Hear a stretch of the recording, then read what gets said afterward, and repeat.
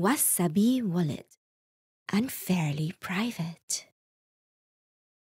Storing your Bitcoin securely is incredibly important. Many people rely on dedicated devices called hardware wallets to do such, but some others have taken it a step further and set up something called multi-signature schemes, which require multiple devices to successfully approve and send transactions. Today we're going to be taking a look at a desktop application called Lily Wallet that allows you to do exactly that. I'm Ben with the BTC Sessions, and this is your daily session. Hodl that Bitcoin. Before we dive in, I want to give a big shout out to sponsors of the show, LEDN.io. This is where you can use your Bitcoin for a variety of different services. Now, I've been working with and using these guys for well over a year now, and I've had nothing but great experiences. The first thing I ever used them for was a Bitcoin-backed loan. So in my instance, I was in a pinch. I really needed to get my hands on dollars, but I didn't want to sell my Bitcoin for two reasons. Number one, that is a taxable event. And number two, I was worried that I would have to buy back in at a higher price point. So I was able to deposit my Bitcoin here, and I got a loan to my bank account within 24 hours. At which point, when I paid it back, I was able to get back the exact same amount of Bitcoin.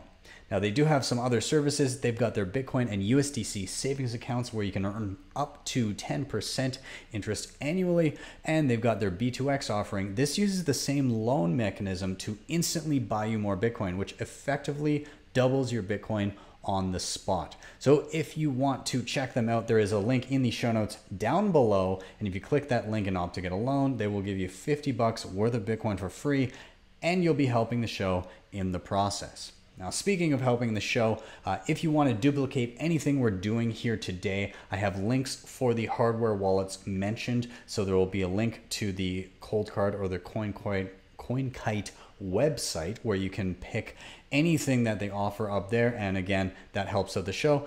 And there will be a link to the Ledger shop where you can pick up the Ledger Nano S, the Ledger Nano X, or any combination thereof that you please. And again, using that link will help the show. But enough of that. Let's actually dive in to Lily Wallet. So this is the Lily Wallet website. From their website here, the explanation for the wallet is Lily simplifies the process of keeping your Bitcoin safe by making it easy to create multi-signature vaults alongside your regular wallets. So not only can you use your hardware wallets normally as you would with this interface, you can also basically join forces with multiple hardware wallets to make your Bitcoin more secure. So let's just discuss a little bit about what a multi-sig wallet is before we dive into actually creating one. So a multi-signature wallet is an instance where you have multiple devices or multiple wallets. In my case, I'm going to be having a Coldcard here, which I do have a tutorial for, which you can check out. I also have a Ledger Nano S, which I have a tutorial that you can check out as well, and a Ledger Nano X, which I will have the tutorial link for as well. And so what I'm going to be doing here is I've got 3 devices, and I'm going to set up a multi-signature scheme which requires at least 2 of these devices in order to approve and send a transaction of Bitcoin sitting in this joint wallet. The way that it works is, or the idea behind it, is that you put these wallets in different locations, these devices in different locations. And so if one of them is compromised, if somebody gets a hold of one of these devices, they do not have the power to move your funds. So maybe if you have one of these in your home and somebody breaks in and steals it, they still cannot access your money. They need to get access to one of the other 2 devices. You, knowing where the remaining 2 are, can go get them and then move the funds out if need be. Okay, so that's kind of the overarching idea here. We're going to be setting this up and learning how to do so. So let's dive into the actual setup of these. Now, as I said, I do have tutorials for all three of these devices. These are previously set up. Okay, so what I mean is these function already as an individual hardware wallet. So if you are unfamiliar with how to utilize a hardware wallet, I highly recommend you dive into those tutorial videos first, because this isn't going to make a lot of sense to you if you've never used a hardware wallet in the first place. So start there and then move on to Multisig if you deem it necessary. Okay, here we go.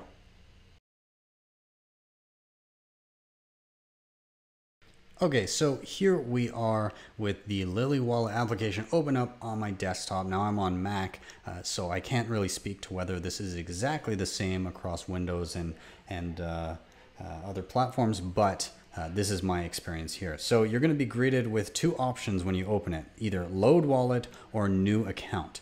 Okay, so load wallet is if you previously created any sort of setup with the Lily wallet and you want to load that up. Obviously this is where you would do it, and then you would have to open a file that is sitting on your computer. We'll see that afterwards, but right now we're going to be starting a new account. So I'm going to click on that, and you have an option of creating a regular wallet, whether it reside within the application or be just a single hardware wallet device, or you can create a vault. And so we're going to be focusing on the multi-sig aspect of this today. So we're going to be creating a vault. I'm going to click on that. Now we get to name our vault. So I'm going to do that. BTC sessions, we'll do that. Okay. So what we need to do here is we need to effectively import what's known as the XPubs, the extended public keys of each individual wallet. Long and short of it, it's like the identifier and all of the possible addresses created by each one of these devices that we have. Okay, so we're going to start with the Ledger Nano S. Okay, so this is what we're going to do here. When you first plug it in, as I said, this is initialized already. It's going to require your PIN code. So I'll just do that off screen for a second. Okay, and at this point, I just need to open up the Bitcoin app. So I need to hit with both buttons. And that one is ready to go. At that point, I should be able to scan for devices and see it pop up. So I'll hit that. And right now that pops up. And when I click it, I can see that we're ready to go. Okay, so it gives me a little check mark. I've clicked it. Everything is all ready and hunky-dory. Now we're going to do the exact same thing for the Ledger Nano X. Okay, so when it's plugged in, I need the PIN code, so I'll do that quickly. And I need to open up the Bitcoin app. Once again, I'll scan for devices. Now it will show both, but it's going to update the list. Okay, and I'm going to, again, click to configure. And now that one is ready to go. So we've got two of those.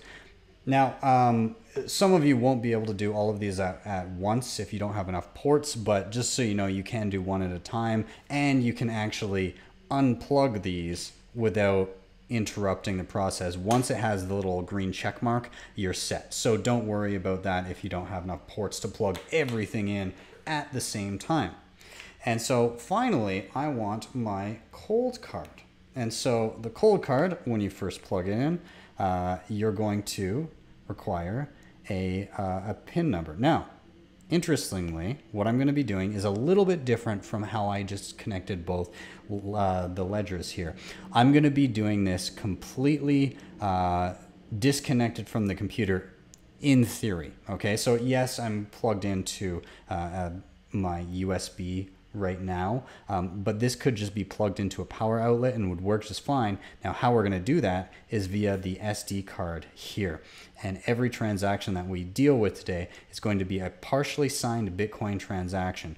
Now, if you're unfamiliar with those, the tutorial that I made for Coldcard, it shows how to create those, but it also shows how to use the Coldcard plugged in as normal. So this is just kind of like an added layer, but just know that if you wanted to, you could use the Coldcard as normal, plugging in and approving transactions normally. Yeah, it's kind of your call. But anyways, I need to put in my PIN here. Now, at this point on the Coldcard, I could scan for devices and it would show up because I'm currently plugged into the computer, but I'm going to assume that we're not plugged into the computer right now, and this is a different way to do it. So I'm going to Settings, I'm going to Multi-Sig wallets. I'm going to export xpub. Okay. This feature creates a small file containing the extended public keys you would need to join a multi-sig wallet using the create air-gapped feature. Okay. The public keys exported are, and then it shows them there. I'm not going to scroll down. I'm just going to hit the check mark. Okay. And it says multi-sig xpub file written, and I can scroll down and see the details about that, but I'm going to check mark and we're all good. Okay. So at this point, I'm going to pop out my SD card. I'm going to insert it into a port on the side of my computer here. Okay. So I do have the SD card, and there's this JSON file, and this is the information needed to create a multi-sig wallet with my Coldcard. Okay, so this is on the SD card that I just popped out.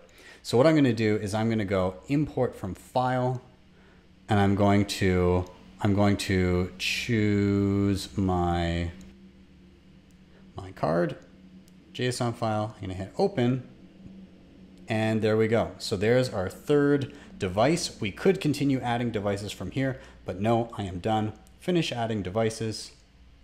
How many will be needed to approve transactions? I would require 2 out of the 3 for myself. If you just do 1, there's no point in making a multi-sig one at all. If you do 3, then if you lose any of them, you're kind of screwed. Okay, so 2 of 3 is typically a good starting point. Another frequently used one is 3 of 5. Okay, so we're gonna hit confirm.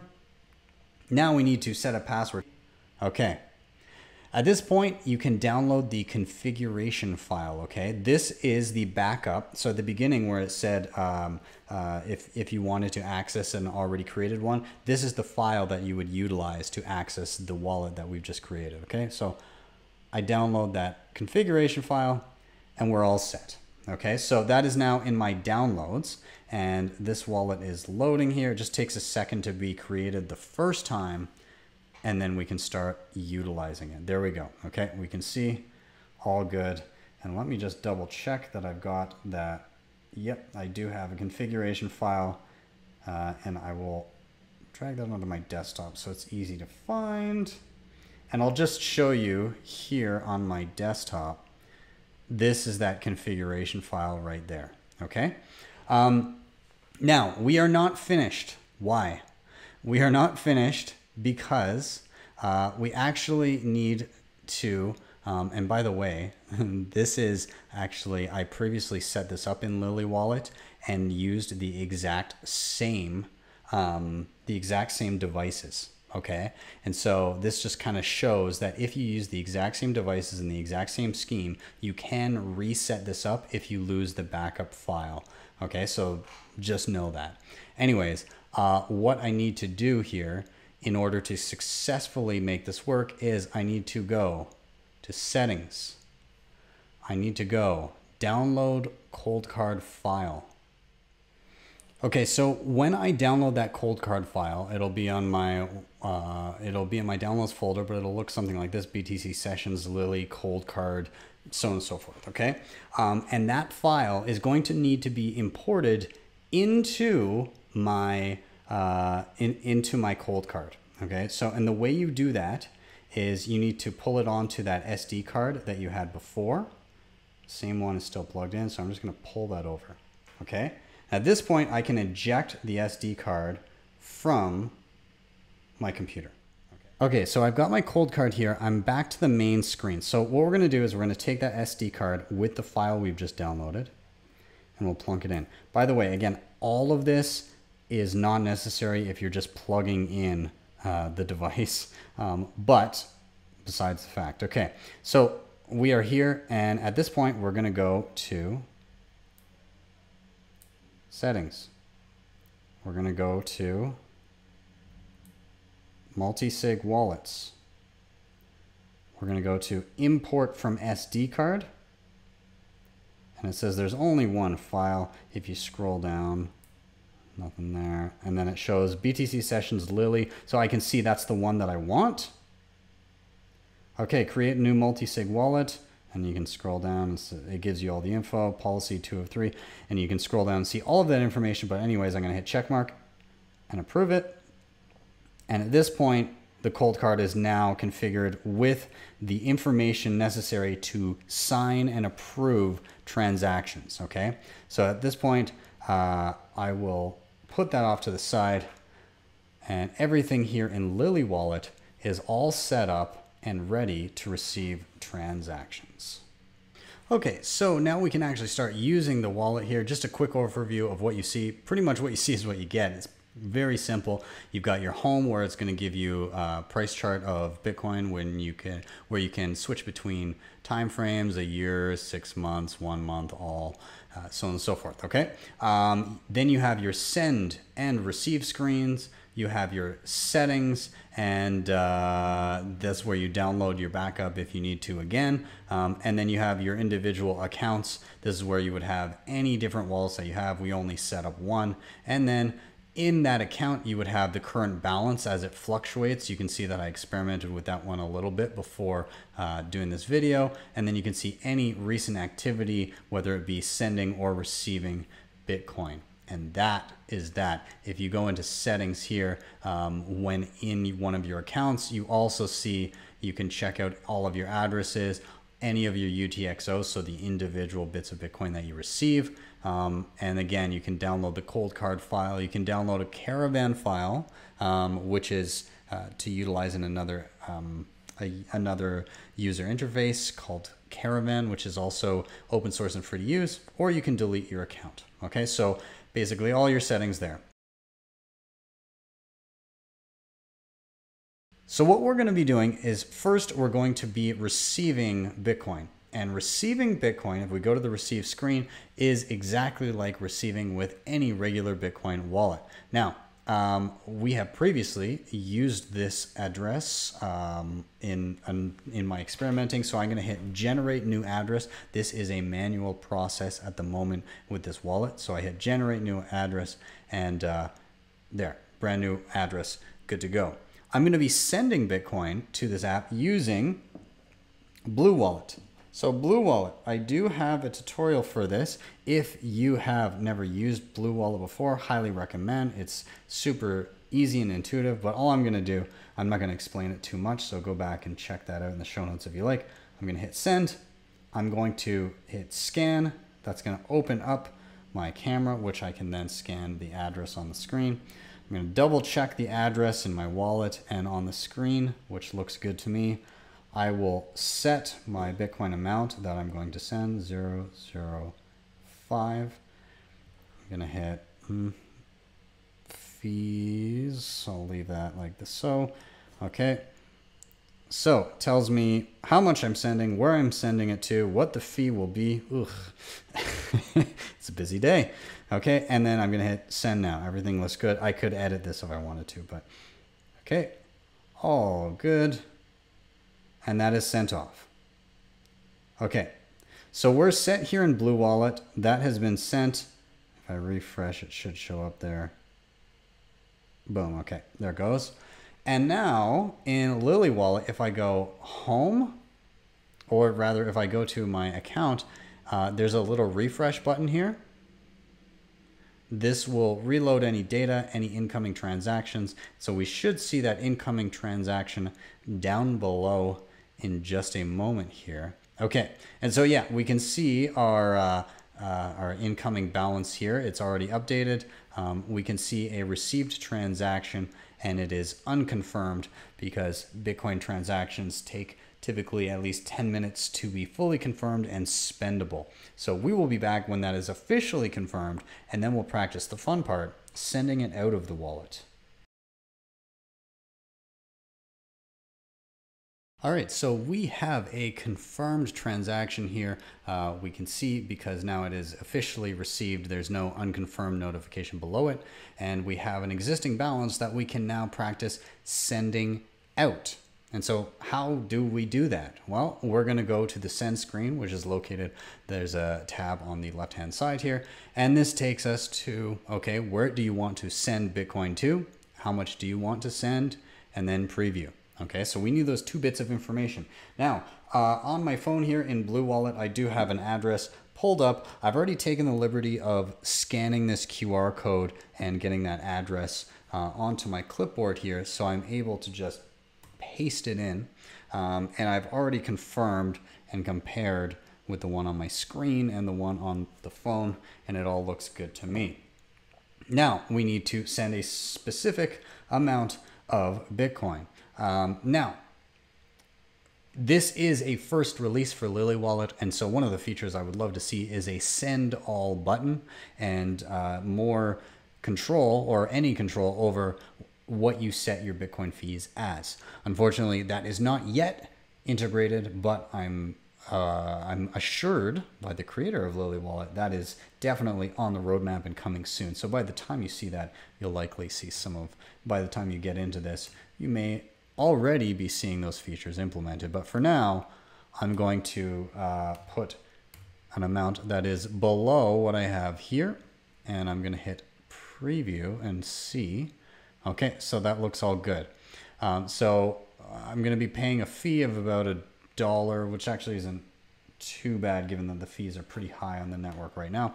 And I'm not worried about speed. So, okay, what we're going to be doing is we're going to be confirming with the Ledger Nano X and the Coldcard. And we're going to do it different ways. We're going to do regular plugged into the computer with the Ledger. So I'm just going to put in my PIN really quick here. It says application ready, and I do have the Bitcoin app open. Okay, there we go. Okay, so I just had to hit scan for devices so that it could see my device there. I'm going to click on my Ledger within Lily Wallet. And then on my phone, I see, or rather on my device, I see review output number 1. If I scroll to the right, it says the amount that I'm sending, 0.0049. And the address that it's going to. I'm going to hit accept by hitting both buttons. And then confirm transaction. If I go to the right, it tells me how much I'm paying in fees. And you can accept by pressing both buttons. And we can see I get a green check mark in Lily Wallet. That wallet or that device has now approved the transaction. I can now unplug it. I don't need to deal with it at all. Okay, so we're set on that. Now we're going to do things a little bit differently here. And what we're going to be doing is we're going to do a partially signed Bitcoin transaction with the Coldcard. Now it is plugged in, but again, we're going to pretend it's not plugged into the computer. It's just plugged into power separately. Okay. I've already inserted the SD card into my computer. And so what we need to do is we need to get a special file. And the way we're going to do that, we're going to go, there's 3 dots on the transaction summary. If we click on them, there's one that says download Psbt.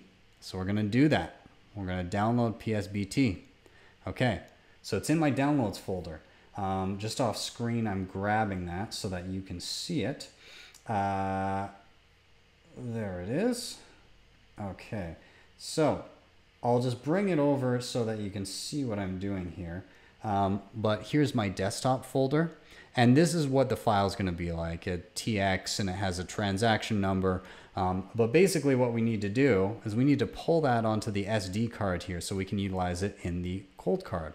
And again, as I'm doing this, this is not 100% needed. It's for the people that want the added security of doing a fully offline transaction. Okay, so I've now put this on the SD card so I can close out of this.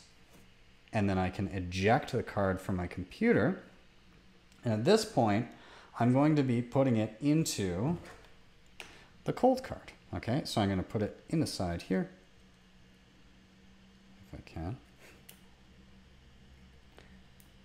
There we go.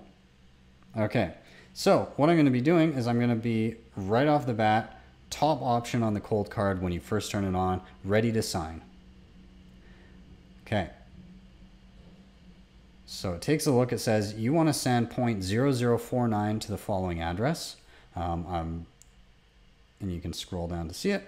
I'm going to check, that's good by me. and then it says it has now signed it, and there's now a file on there which is essentially the same, but it has a slightly different suffix. So it has transaction, the transaction number, and it says part at the end, Psbt. Okay, so that is all set now. And I go back to the main screen by hitting the check mark. I can now take this out. So what I've done is my Coldcard has seen the proposed transaction and then has added its signature to that transaction, but it hasn't gone out to the internet yet. So as I plug in the SD card to my computer, and just give me a second to do that. So as I plug that into my computer, if I pull up my SD card, I can now see, here's that file. Here's that file that I just added. So this was the original one, and this was it signed, okay? So what I'm gonna do now is I go back to Lily Wallet, I'm gonna hit those 3 dots, and I'm gonna hit add signature from file, okay? At this point, I'm gonna grab that transaction, I'm gonna open it, and that says, okay, look, you've now signed this. Now again, because my Coldcard is currently plugged into the computer, it says that I can click on it and approve it that way, but assuming it wasn't plugged in, this wouldn't show up until I loaded this file. Either way, I now have 2 of 3 possible signatures, and I'm able to send out this transaction. So if I hit send, we're all good, okay? I can hit view transaction. That will bring up a small window that shows your balance. It's on my other screen right now, but it goes through the blockstream.info block explorer. But besides the fact, we've now sent out a multi-signature transaction. And if I pull up my Blue Wallet here and I back out of this QR code, I'll just hit refresh.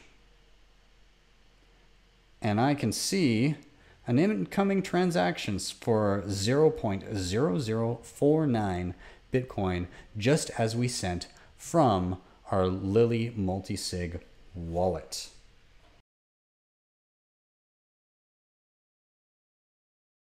Okay, so I just want to show you one last thing about Lily Wallet, and that is when you shut it down, you open it back up, it's not going to start off where you left off. You need to access the file, the configuration file that you downloaded originally when creating it. Okay, so that should be in your downloads folder, but it's a very good idea to keep that file not only on your computer, but perhaps on a backup SD card or somewhere else safe where you can access it. Again, it's encrypted by a password that we set up initially, so you can store it anywhere you like. And worst case scenario, if somebody gets a hold of that file and they crack your password, the worst thing that they're going to do is be able to see your funds. They won't be able to spend them. Remember, they require the devices to do so, at least 2 of them. Okay, so I'm going to hit load wallet here, and I'm going to go to my desktop because that's where we moved the file to. Okay, and this is Lily Wallet config. That's the original file that I had. Now you can rename this to whatever you want so you know what it is, but that's the default that it gave me. Okay, and so I'm going to open that up. Okay, now it's going to require my password, so I'm going to go ahead and put that in. And when I hit unlock wallet, I can see my wallet configuration is all set up. And this will be true of if I've set up individual accounts or individual hardware wallets. Whatever I've done will show up here. Now I can remove accounts from that and resave the configuration file, and it will reflect that, but this has everything. When I click on that account, I can see the fluctuating balance of when I've moved stuff around. I can see my transaction activity. Everything I need is right there. Okay, so when you shut down Lily Wallet, just know that you're going to need that configuration file again. Now, what happens if you lose the configuration file? If you lose the configuration file, you will need all 3. This is important. You will need all 3 devices in order to reset up that wallet. Now you may be thinking, wait. We set it up as a 2 of 3. You need 2 signatures out of 3 to send. That's true, but the configuration file is kind of like a map to a vault where you store your money. If you don't have the map, then the keys are going to do you no good, okay? And so the map was created by taking those 3 devices that you had and taking bits of information from each one of them to construct the map of where your digital vault is. That's an easy way to think of it, okay? And so if you don't have the map, you need to reconstruct it from scratch. And you can do that, okay? You can take each hardware device and import it just as we did at the initial setup. And you saw that we saw some previous transactions that weren't there even though we set it up from scratch. That's because I had played with this before. But just know, if you lose that configuration file, you need all 3 devices. If you still have the configuration file, you only need 2 devices to successfully send transactions. But if you lose one of the devices, it's probably a good idea to send out the money and store it somewhere else and reset up everything, because you run the risk of losing access to all of your funds if you lose another key, another device, or the configuration file at that point, okay? So just know that if you start to lose pieces of it, it's time to move your funds and reallocate them.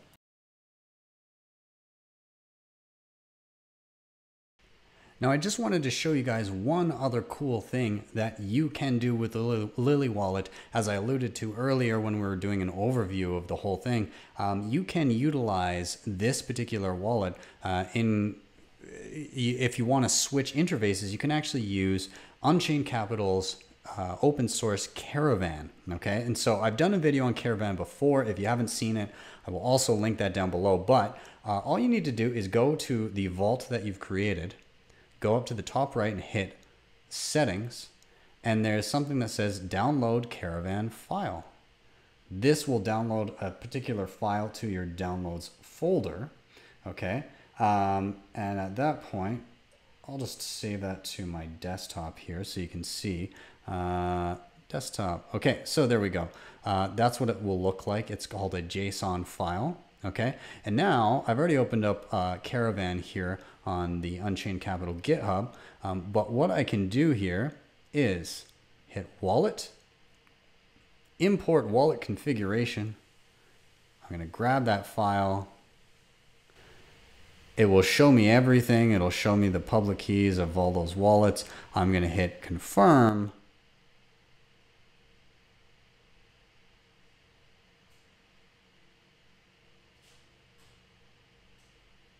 Okay, and this gives me my wallet. Now, how do I know this is the exact same wallet? Now, in my Caravan video, I showed you what these little toggle switches or these little switches down below. If I hit spent addresses, I can see the addresses I previously used when I sent out transactions. So I know this is indeed the exact same wallet that we just utilized on Lily Wallet. So interchangeable between the two. You can use Caravan.